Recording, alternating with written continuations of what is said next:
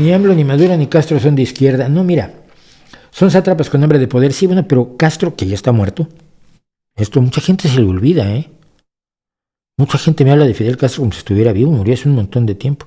Pero Castro se comienza como un hombre de izquierda, y lo que instituye es una serie de acciones, de instituciones y de políticas que son de izquierda, de alguna izquierda, por lo menos del sector de la izquierda leninista revolucionaria.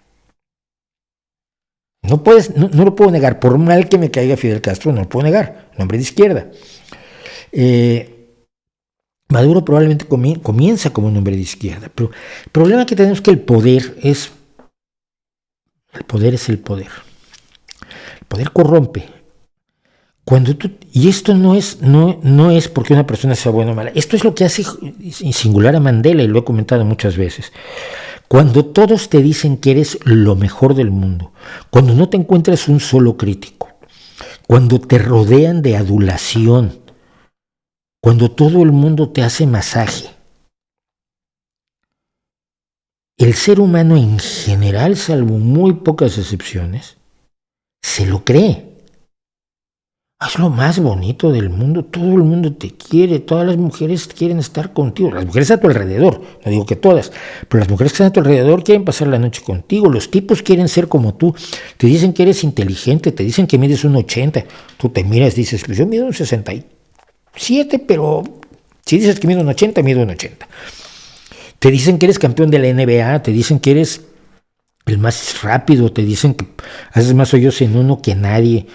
Cuando está uno rodeado de esa adulación, no es el poder mismo el que corrompe, que sí, pero es también la adulación de los que siempre están dispuestos a lamerle el trasero a los que tienen el poder. Desconectar a una persona de la realidad mediante ese procedimiento es elemental. Les pasa a actores, les pasa a músicos, les pasa a políticos. Y hablando de actores y músicos, hablamos de gente que no tiene realmente poder político, que sin embargo se corrompe igual porque empiezan a creer que son sobrehumanos. Y lo que tenemos es gente que se emborracha con su poder, con la adulación, con el amor que le profesan todos a su alrededor, y acaban creyendo que tienen la razón en absolutamente todo. Esto es lo que le pasaba a Fidel Castro, y lo he contado varias veces aquí, cuando creía que sabía de ganadería, y luego creía que sabía de robótica, y luego creía que sabía de agricultura, y era abogado. No le parecía un buen abogado, pero por lo menos en su juventud fue un buen abogado.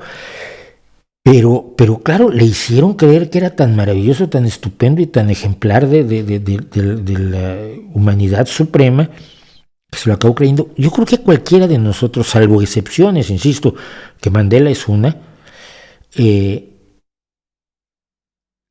salvo excepciones, cualquiera de nosotros puede ser víctima de esa adulación absolutamente sin límites que le dedican algunas personas a los poderosos.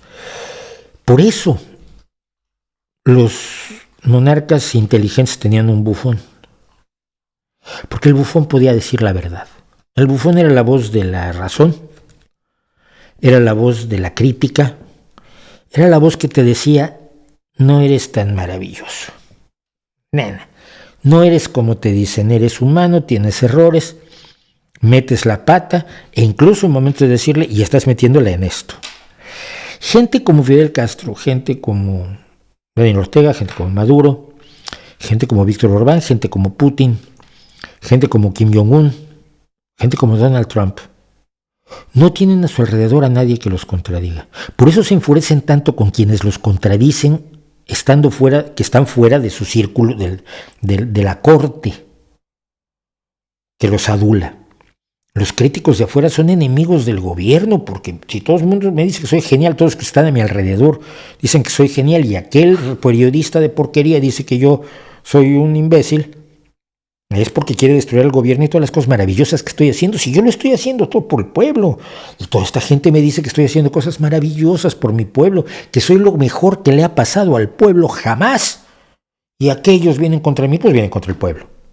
Es la lógica del López Obrador, es la lógica de Putin, es la lógica de Maduro, es la lógica de toda esta gente. Entonces no es tan fácil, es difícil yo creo, sustraerse a la seducción enorme que representa la adulación. Y esto lo saben los aduladores.